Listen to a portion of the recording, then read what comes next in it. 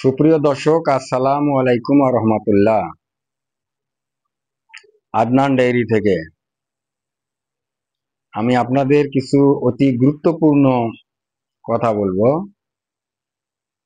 আপনারা যারা দেশি এবং বিদেশি গাভীগুলো পালেন, গাভীগুলোর বাচ্চা হওয়ার পর ম্যাক্সিমাম গাভী বাছুরগুলোর বাচ্চাগুলা রুচি থাকে না। বাটে যা দুধ খাওয়া ধরে আবার বাটে দুধ খায় না বা দুধ খাবার চায় না। কেন এবং কি জন্য চায় না, এই সম্বন্ধে কিছু কথা বলবো। বাচ্চা যখন সদ্য বাচ্চা দেয়, তখন বাচ্চাগুলোর প্রচুর পরিমাণে যে ভিটামিন, গাভা দুধে যে প্রচুর পরিমাণে যে ভিটামিনটা থাকে, এই ভিটামিনটা থাকার কারণে হিউজ পরিমাণ গাভা দুধ খাওয়ার কারণে 2-3 দিন বাচ্চার রুচি থাকে না। রুচি না থাকার কারণে বাচ্চাগুলো বাঁটে লাগিয়ে দিলে বাঁটে যা মুখ লাগিয়ে দিয়ে থাকে, কিন্তু দুধ খায় না। তখন আপনারা মনে করেন যে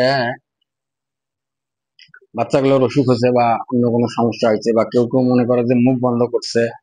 আগের যে পুরানা লোকগুলো ছিল তারা বলে যে মুখগুলা বন্ধ করছে, এই জন্যই বাচ্চা খাচ্ছে না। সেক্ষেত্রে ফকির দেখা হয়, অনেক সময় পানি ঝাড়া এবং বিভিন্ন ধরনের কলা কৌশলী করা হয়, কিন্তু আসলে এটা কিছুই নাই।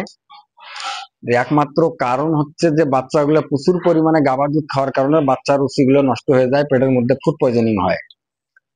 তো আপনারা পেটের মধ্যে যে ফুড পয়জনিং হয়, সেক্ষেত্রে আপনারা কি করবেন?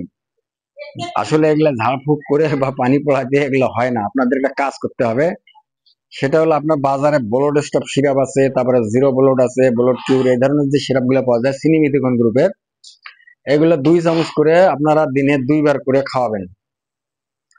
এবং আপনারা যারা ফ্রিজিয়াম গাভী পালেন, তাদের বাসায় ম্যাক্সিমাম বাসায় খাওয়ার সোটা আছে। আপনার 1 চিমটি খাওয়ার সোটা ওই বাছুরের মুখে ঘষে দিবেন। তাহলে দেখবেন যে সকালে যদি আপনারা 2 চামচ খাওয়ান এবং বিকালে 2 চামচ খাওয়ান, তাহলে দেখবেন যে মোটামুটি আপনার গাভীগুলা সুস্থ হয়ে গেছে, বাচ্চাগুলা সুস্থ হয়ে গেছে। আসসালামু আলাইকুম ওয়া রাহমাতুল্লাহ।